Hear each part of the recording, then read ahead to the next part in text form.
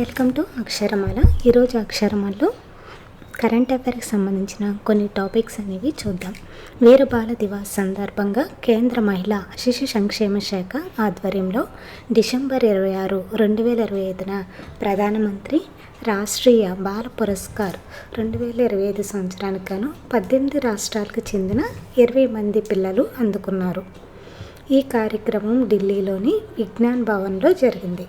తెలంగాణ మేడ్చల్ మల్కాజ్గిరి జిల్లాకు చెందిన 16 ఏళ్ల పర్వతారోహకుడు విశ్వనాథ్ కార్తికేయ పడకంటి, ఏపీ కర్నూలు జిల్లాకు చెందిన 17 ఏళ్ల శివాని హోసూరు ఉప్పర షాట్పుట్ జావెలిన్ త్రోలో రాష్ట్రపతి చేతుల మీదుగా ఈ పురస్కారాలు తీసుకున్నారు. ఈ అవార్డులను ఎందుకు ఇస్తారంటే ధైర్య సాహసాలు, కళలు, సంస్కృతి, పర్యావరణ పరిరక్షణ, సామాజిక సేవ, శాస్త్ర సాంకేతిక, క్రీడా విభాగాల్లో అద్భుత ప్రతిభ కనబరిచిన వారికి ఈ పురస్కారాలు అనేటివి అందజేస్తారు.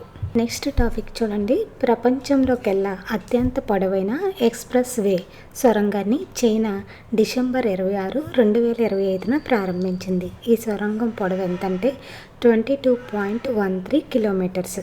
దీనికి తియాన్షన్ షెంగ్లీ అని పేరు పెట్టారు. వాయువ్య చైనాలోని షింజియాంగ్ యోగర్ అటానమస్ రీజియన్లో సెంట్రల్ తియాన్షన్ పర్వతాల మీదుగా వెళ్ళే ఈ సొరంగం గంటల పాటు పట్టే ప్రయాణాన్ని 20 నిమిషాలకు తగ్గిస్తుంది. నెక్స్ట్ టాపిక్ చూడండి. దేశ రాజధాని ఢిల్లీలోని రాష్ట్రపతి భవన్లో 2025 డిసెంబర్ 25న రాష్ట్రపతి ద్రౌపది ముర్ము గారు సందాలి భాషలో రచించిన భారత రాజ్యాంగాన్ని ఆవిష్కరించారు. దేశంలో మనుగడలో ఉన్న అత్యంత ప్రాచీన భాషల్లో ఒకటైన సందాలిని 2003లో 92వ రాజ్యాంగ సవరణ ద్వారా 8వ షెడ్యూల్లో చేర్చారు. జార్ఖండ్, ఒడిశా, పశ్చిమ బెంగాల్, బీహార్ రాష్ట్రాల్లో పెద్ద సంఖ్యలో గిరిజనులు ఈ భాషను మాట్లాడుతున్నారు. Thank you for watching. మరిన్ని కరెంట్ అఫైర్స్ కోసం ప్లీజ్ సబ్స్క్రైబ్ మై ఛానల్.